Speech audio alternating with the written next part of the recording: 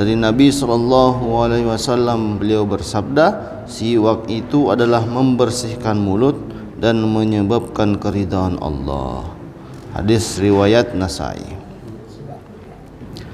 Dari Abu Umamah radhiyallahu anhu bahwasanya Rasulullah SAW bersabda, setiap kali Jibril alaihissalam mendatangi aku, pasti ia menyuruhku bersiwak. Sungguh aku khawatir gigi depanku rontok karena terlalu banyak bersiwak. Dari Abu Umamah radhiyallahu anhu bahwasanya Rasulullah SAW bersabda, setiap kali Jibril alaihissalam mendatangi aku, pasti ia menyuruhku bersiwak. Sungguh aku khawatir gigi depanku rontok karena terlalu banyak bersiwak. Hadis riwayat Ahmad. Dari Aisyah radhiyallahu anha bahwasanya Nabi SAW setiap kali tidur pada malam hari maupun siang hari lalu bangun, pasti beliau bersiwak sebelum berwudu. Ulangi, dari Aisyah radhiyallahu anha bahwasanya Nabi SAW setiap kali tidur pada malam hari atau siang hari lalu bangun, pasti beliau bersiwak sebelum berwudu. Hadis riwayat Abu Daud. Dari Ali radhiyallahu anhu ia berkata, Rasulullah SAW bersabda, sesungguhnya apabila seorang hamba bersiwak kemudian berdiri mengerjakan salat, maka satu malaikat berdiri salat di belakangnya sambil mendengarkan bacaannya. Lalu malaikat mendekat kepadanya atau kalimat semisalnya sehingga ia meletakkan mulutnya pada mulut hamba tersebut. Maka setiap kali Al-Quran keluar dari mulutnya pasti masuk ke dalam rongga tubuh malaikat. Maka bersihkanlah mulut-mulut kalian untuk membaca Al-Quran. Hadis riwayat Al-Bazzar. Dari Aisyah radhiyallahu anha dari Nabi SAW beliau bersabda, 2 rakaat dengan bersiwak lebih utama daripada 70 rakaat tanpa bersiwak. Dari Huzaifah radhiyallahu anhu ia berkata, apabila Rasulullah SAW berdiri untuk salat tahajud, beliau membersihkan mulutnya dengan bersiwak.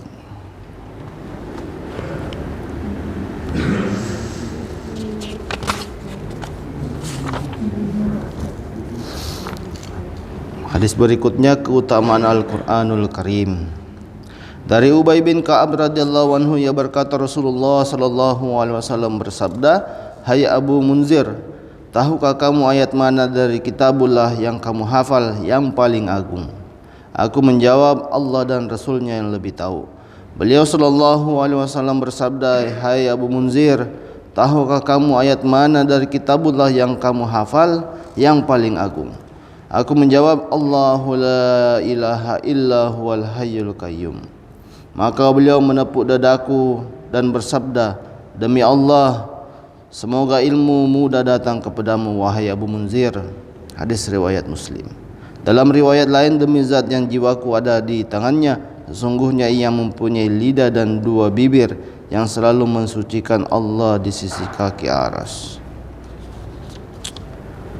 Berikutnya dari Abu Hurairah radhiyallahu anhu ia berkata, Rasulullah SAW bersabda, segala sesuatu itu ada puncaknya, sedangkan puncak Al-Quran adalah surat Al-Baqarah. Di dalamnya ada satu ayat yang menjadi penghulu dari ayat-ayat Al-Quran, yaitu ayat kursi.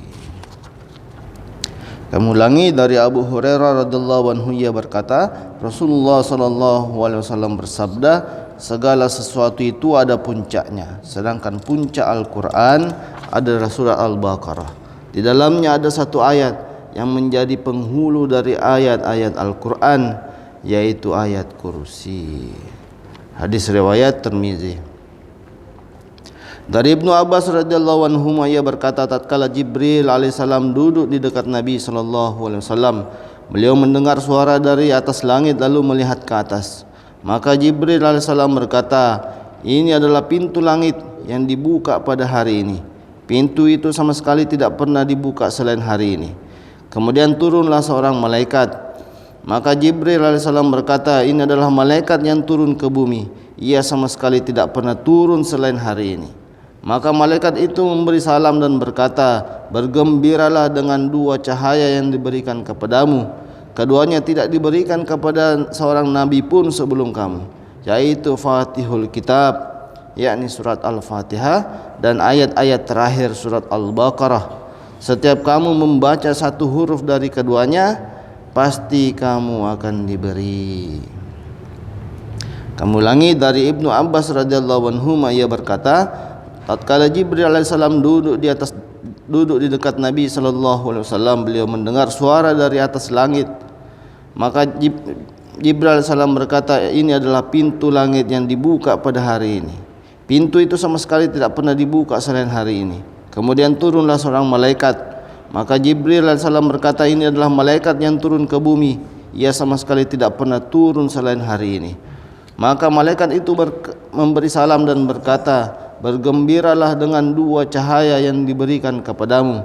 Keduanya tidak pernah diberikan kepada seorang nabi pun sebelum kamu, yaitu Fatihatul Kitab, surat Al-Fatihah, dan ayat-ayat terakhir surat Al-Baqarah.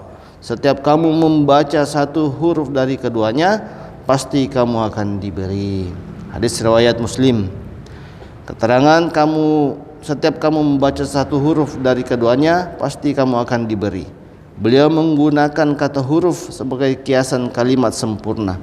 Maksudnya akan diberikan permohonan yang terkandung dalam kalimat itu, seperti firman-Nya, ihdinas siratal mustaqim, tunjukilah kami jalan yang lurus. Dan firman-Nya yang lain, gufranaka, kami mohon ampunan-Mu. Jika kalimatnya mengandung selain permohonan seperti pujian dan sanjungan, maka berarti akan diberikan pahalanya. Diambil dalam kitab Syahrudul Tibi. Alhamdulillah, dinilai telah kita dengarkan beberapa hadis keutamaan daripada wudu dan keutamaan Al-Quranul Karim. Semoga Allah Subhanahu wa Ta'ala berikan kita taufik hidayah, apa yang kita dengarkan kita bisa sampaikan dan amalkan. Subhanaka Allahumma bihamdika asyhadu an la ilaha illa anta astaghfiruka wa atubu ilaik. Assalamualaikum warahmatullahi wabarakatuh.